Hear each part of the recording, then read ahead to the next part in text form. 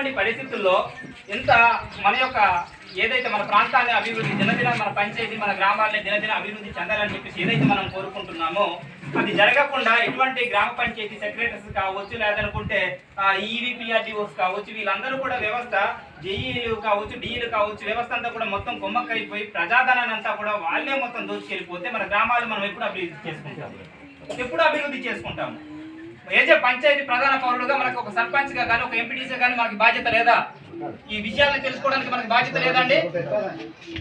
పంచాయతీ ప్రజాధనం పక్కకు పడుతూ ఉంటే దానికి ఆపి అడ్డుకట్ట వేసి ప్రజలను అభివృద్ధి చేయాల్సినటువంటి బాధ్యత ఎవరు తీసుకోవాలి? అయితే పంచాయతీ సర్పంచ్ గా మనం తీసుకోవాలా వద్దా?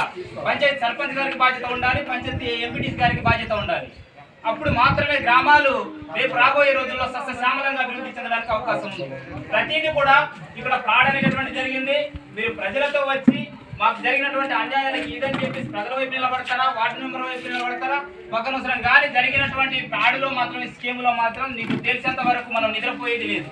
సో మా వెనకాల మీరు మరి సర్పంచ్ గా వచ్చినా పర్వాలేదు, రాకున్నా పర్వాలేదు, మేము దీనికి శ్రీకారం చుట్టం ఖచ్చితంగా ఎక్కడి వరకు వెళ్తామో, ఎవరు కలుస్తామో ఖచ్చితంగా కలిసి తీరుతాం.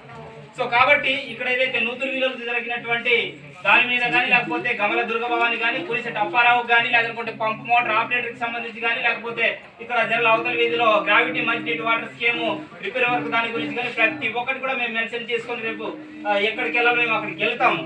కాబట్టి దీన్ని జిల్లా స్థాయి అధికారుల నుంచి ఏదైతే పంచాయతీరాజ్ శాఖ డిఎల్పిఓ గారు ఉన్నారో డిఎల్పిఓ గారు రావాలి, లేదనుకుంటే ఇంకో జిల్లా ఆఫీసర్ నుంచి స్పెషల్ ఆఫీసర్ వచ్చి పూర్తి స్థాయిలో దర్యాప్తు చేసి ఏదైతే మరి ఇక్కడ ప్రజాధనాన్ని పందికుక్కులుగా వేసినటువంటి కాంట్రాక్టర్స్ ఉన్నారో వాళ్ళు వచ్చి ఇక్కడ పూర్తి స్థాయిలో అభివృద్ధి జరిగేటటువంటి ప్రయత్నం చేయకపోతే అంతవరకు కూడా మేము ఊరుకునే ప్రసక్తి లేదు. కాబట్టి ఖచ్చితంగా మేము ఏం చేయాలో అది చేస్తాము.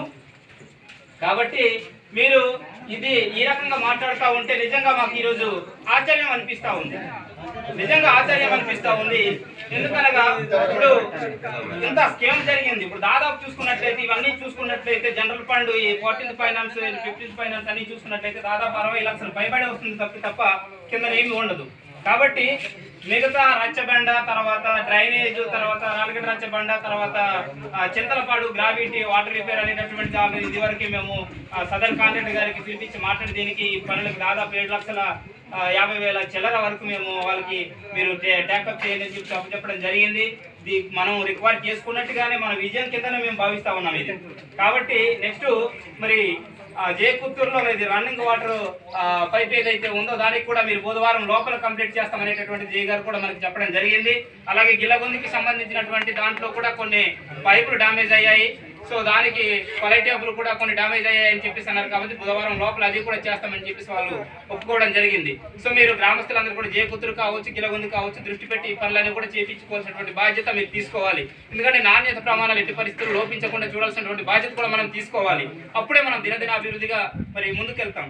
కాబట్టి ఇవన్నీ కూడా ఇక్కడ క్లాస్ మిత్ర ఏదైతే సాగేసి పెట్టారో ఇమీడియట్ గా మనం ఇవి రికవరీ చేసి తిరిగి పంచాయతీ ఖాతాలో జమ చేసేంత వరకు కూడా ఖచ్చితంగా మేము ఎక్కడికి వెళ్ళాలో అక్కడికి వెళ్తాం. ఇప్పుడు గమల దుర్గభవాని ఎవరండి? ఇక్కడ పంపు మోటార్ ఆపరేటర్ ఎప్పుడు వేసారు? ఇక్కడ క్లాప్ మిత్ర మరి సాలరీస్ 2 సంవత్సరాల నుంచి తీసుకుంటున్నారు. వాళ్ళు ఇక్కడ పనిచేశారు. బాలయ్య గారికి కానీ, లేకపోతే రంగారావు కానీ, జోగిరావు కానీ, జోగేశ్వరరావు కానీ వీళ్ళు మాత్రం మనం చూస్తున్నాం. వీళ్ళు ఎక్కడి నుంచి పనిచేశారు? ఈ గురిచెట్టు అప్పారావు వచ్చి ఇక్కడ క్లాప్ మిత్ర సాలరీస్ తీసుకున్నాడు. వీళ్ళు ఎక్కడి నుంచి ఇక్కడ పనిచేశాడు. చూసారండి జర్ల గ్రామస్తులు ఏమన్నాను. ఇవన్నీ కూడా తిరిగి పంచాయతీ ఖాతాల్లోకి రావాలి. అలాగే మిగతా ఏదైతే రిమైనింగ్ బ్యాలెన్స్ ఉందో మరి సెక్రటరీ గారు వచ్చారో సెక్రటరీ గారు రిమైనింగ్ బ్యాలెన్స్ కూడా మాకు తెలియజేయాల్సిందిగా వాళ్ళని కూడా మరి గౌరవప్రదంగా కోరుతా ఉన్నాము.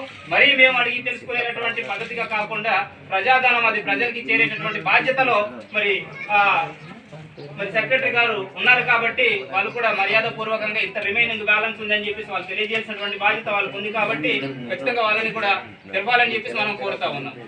సో ఇట్లాగా మన వ్యవస్థ అంతా కూడా అడ్డగోలుగా నడుస్తూ ఉంది. కాబట్టి అభివృద్ధికి ఆమడ దూరంలో మన అమాయకత్వం, అజ్ఞానాన్ని అవసరంగా తీసుకొని లక్షల కొద్ది వచ్చేటటువంటి బిల్స్ అని కూడా మార్చుకుపోయి ఎక్కడో వాళ్ళు మరి సొంత వ్యక్తిగత అవసరాల కోసం వాళ్ళ కుటుంబ తరతరాలుగా తరగని ఆస్తిని సంపాదించుకోవడానికి మాత్రమే ఈ యొక్క ప్రజాధనాన్ని మరి దుర్వినియోగం చేస్తున్నారు. కాబట్టి ఇటువంటి ప్రజాధనం దుర్వినియోగం కాకుండా ఏదో మన జీకే వీధి మండలంలో కాకుండా జిల్లా వ్యాప్తంగా కూడా మేము ఖచ్చితంగా స్టడీ చేస్తామని చెప్పేసి కూడా ఈ సందర్భంగా మీ గ్రామ పంచాయతీ ప్రజలందరికీ కూడా తెలియజేయడం జరుగుతుందండి.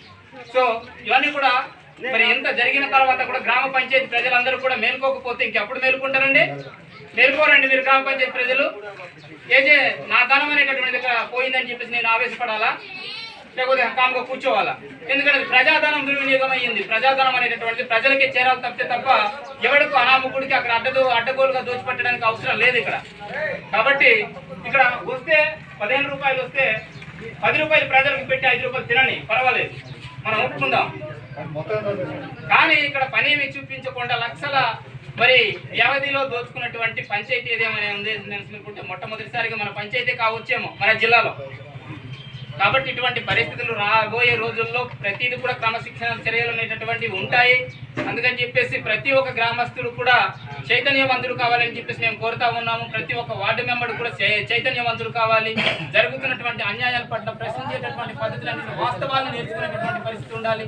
వాస్తవాలు నేర్చుకొని ఇలాగే మనకు జరిగేటటువంటి మాయాలు మోసాలలో మనకి తెలియకుండా కొన్ని లక్షలాది రూపాయలు కూడా దారి మళ్లించేటటువంటి పరిస్థితి ఉంది. కాబట్టి మీరందరూ సక్రమంగా గమనించి రేపొద్దున ఈ 12 మంది వార్డు మెంబర్లతో పాటు గ్రామ పెద్దలు అలాగే మిగతా మరి సామాన్య ప్రజలు కూడా దీనికి నడుం బిగించి ఈ జరిగిన స్కామ్లో ఏదైతే ఉందో ఆ అభివృద్ధి కార్యక్రమాలకు కూడా పూర్తి స్థాయిలో శ్రీకారం చుట్టడానికి మీ వంతు సహాయ సహకారాలు వార్డు మెంబర్స్కి అందిస్తారని చెప్పి కోరుతూ ఈ జరిగినటువంటి విషయాల్లో పూర్తిగా మరి సెక్రటరీ అండ్ సర్పంచ్ గారు తన నోటి ద్వారా చూసి ఒకసారి వివరిస్తారని చెప్పేసి కూడా సవినీయంగా కోరుతున్నాను సార్. కొన్ని వాస్తవాలు కొన్ని అవాస్తవాలు. ఎందుకంటే మనకు పూర్తిగా ఎక్కువగా అవాస్తవాలు ఉన్నాయి. ఈ కూన్సెట్ అప్పారావు తర్వాత ఇలా ఉన్నాయి. అంటే వీళ్ళకి గమల దుర్గా కానీ ఇలాగ క్లాస్ శిఖరాచార్యులు పెట్టినట్టుగా అక్కడ ఉన్నారు. ఈ పెట్టినట్టయితే నాకు నాకు తెలియదు లాగ్ పెట్టేది ఏం సంగతి అన్నది మనకు